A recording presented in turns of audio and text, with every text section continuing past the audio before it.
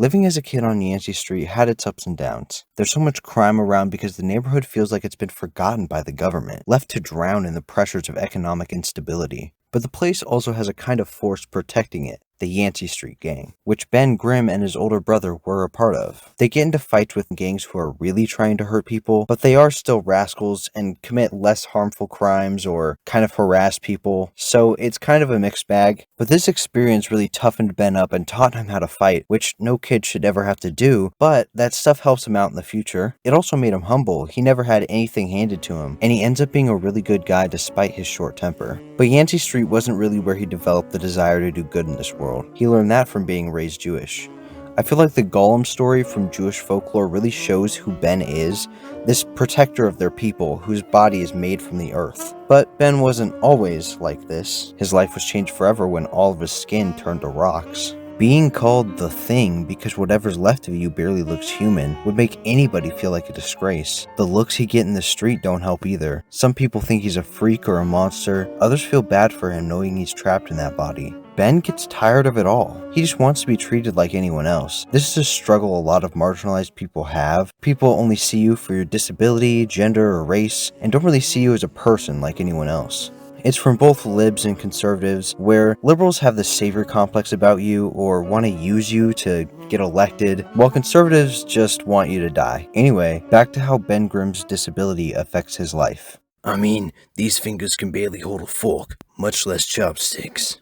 Ah, Susie, careful. These mitts ain't exactly made for holding fine china. Shush, here, she has something for you. Alright, I got the little rugrat, now what?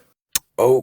Having skin made of rocks means he can't feel most things on the outside. You can't really hold a fork well when you can't feel the position of it in your hand, or when each finger is the size of a brick. You can't feel the kiss of your partner, or how much pressure you're exerting when holding a life in your hands. Rip clothes every day because of the jaggedness of your body. But do you know what you can feel when you have nerves buried under rock? You can still feel a lot of hits. Someone who has similar strength or more is going to tear Ben up. He can get beat up, but he can never feel a kiss on the cheek. What kind of life is that? He gets the bad in full force, and only a hint of the good. That's what really makes Ben's life miserable. I just always assumed Reed would find some way to make me normal again, but now I realize that's never gonna happen. This is a lifetime condition. It's okay for you. After the accident, you became a super stud. Go to all these parties. But me, I just think about suicide every day. I'd slit my wrists if I could find a razor that didn't break every time I tried. You think Reed could help me end it, Johnny? You think he could find some way to kill me? Since he's given up on curing me. You figure that's too much to ask? There's a profound sadness in Ben Grimm. He carries this with him every day. One day can be amazing, the time of his life. But when he's left alone, it all comes back like a punch in the gut. And that temper he picked up on Yancey Street only increased. He's cranky all the time, using his anger to grasp for some sort of control he'll never have in this body. And that anger often leads to destruction of public property because he sometimes lets that anger control him. But occasionally, very occasionally, it seems like he just forgets about all his ailments. Times where he can just make a sandwich, till the family gets in the way. The rest of his family got powers that emphasized something about them, but he got something so different from himself, something cold and unfeeling. It makes him wonder if he deserves to hate himself. Ben, all I know is there's so little joy and love left in this world. And when you're lucky enough to actually find some, don't talk yourself out of it. Sometimes the scariest thing about falling in love is feeling like you deserve it. But you do deserve it. We both do. Alicia Masters is someone who can bear the weight of Ben's grief without getting too sappy. Remember, we promised each other, if it has to be just the two of us for a while, then we're gonna make the best of it, no matter what. That's what makes her different from some of the family. Different from Reed, for example, who's weighed down by incredible guilt for what he did to Ben. She simply doesn't care about his appearance or how it hinders him, and loves him for who he is. There's a scene that I can't find for the life of me, but I know I saw it somewhere.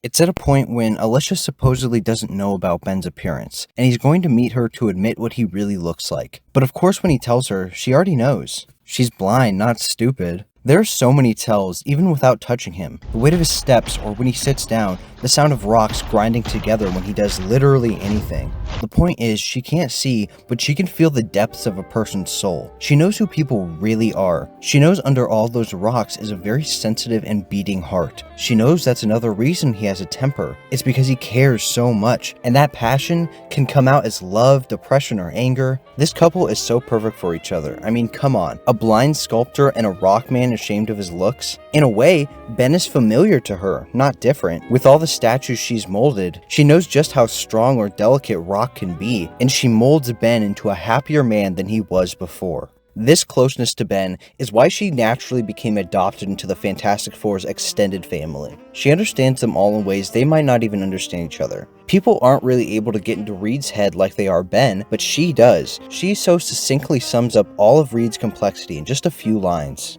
Alicia tells Sue, who's feeling very neglected in her relationship right now, that Reed makes all his machines so individual and expressive because there's passion in there, and all that passion is for her. He puts all the things that he can't say into something that makes sense to him. And when he makes a machine that makes the world better, that makes their family's life better. Alicia and Sue are both really great friends because they're often on a similar wavelength. One of the scenes that you wouldn't really expect to, but I think shows this very well, as well as Alicia's creativity and determination, is when half of the team have been brainwashed to attack them. They're put in the position where the only thing they can do is fight, but they can't bring themselves to hurt their loved one substantially. While Ben and Reed use that to their advantage and know all their weak points, Alicia has the idea to make them fight someone they've never fought before, herself. Okay, Susie, I want you to make a force field between my hands. About 2 feet tall, soft, but malleable.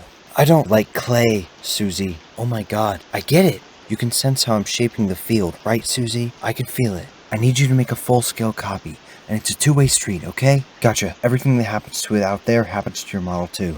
As for Johnny, Sue's moving you to where I need you to be, and when you feel a slight pressure, that's your cue to send a flame out. From human torch to human squeeze ball. Got it. I'm blind. Even with the rain showing its contours, I can't see what Susie's built, but I can hear the rain bouncing off of it. I can feel the space around me change as the air inside this force field becomes pressurized. So while I gotta admit, I'm not 100% sure what this looks like, I'm sure it looks pretty fantastic.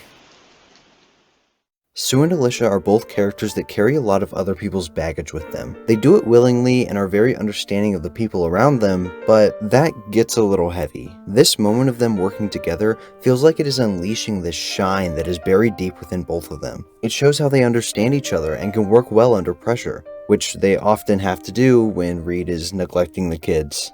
At some point, Doom manages to outplay the four, and Franklin Richards, Reed and Sue's son, gets tortured in hell. This is a big failure for all of them, but they do manage to save him eventually. Sue and Ben take him to the carnival to try to make him feel better. She keeps telling him how everything's okay or he's safe, but he literally doesn't see it that way. It takes Ben to deliver some cold hard truths that sum up everything I've said about him already. I gotta tell you, Franco, I'm a little pissed off you'd accuse your Uncle Ben of giving up on you for anything. If any of us were trapped in hell with you, you know we'd fight to the bitter end. You never have to fight alone, Franklin. Not like your Uncle Ben did. Do you remember where he grew up? Yancey Street, the most brutal neighborhood in New York. Yeah, and take it from me, hell really is having nobody around to watch your back, being left to rot. That ain't the situation you're in at all. You wanna talk about being trapped in hell? Look at me. Way for you was born. I was an ordinary Joe. I was a pilot. I loved flying more than anything else. Then overnight, I got mitts that couldn't hold a fork, much less a joystick. I didn't know how to walk. I didn't know how to eat. I was told I'd have to learn to do everything all over again, like I was a baby, and that wasn't a world that I wanted to live in. So every night, I'd go to sleep and pray I never wake up. But your mom, your dad, even your Uncle Johnny, they made me realize, even though I got dealt a bad hand, I didn't have to cash in my chips, cause what keeps you in the game are the good cards. Yeah, I got sandbagged by fate, but that was one day. I lived another. Safest bet was to stay in my room, but sometimes I found the courage to live like I wanted to live. And those are the days that I saw alien planets, and ancient pirates, and the goblins, and underwater cities, and for all of my crabbing and complaining, I wouldn't trade it for any safety there is. I remember the day you was born, Franklin. The radiation in your mom's blood was gonna do you both in. We had to go to the negative zone, fight a winged guy and metal-eating dragons and giant flying buzzsaws to find a cure. And it was scary. It was dangerous. And 'cause it was all about you, it was a good memory. My point, and I do got one. Safety ain't all it's cracked up to be. Not if you live the life worth the risk.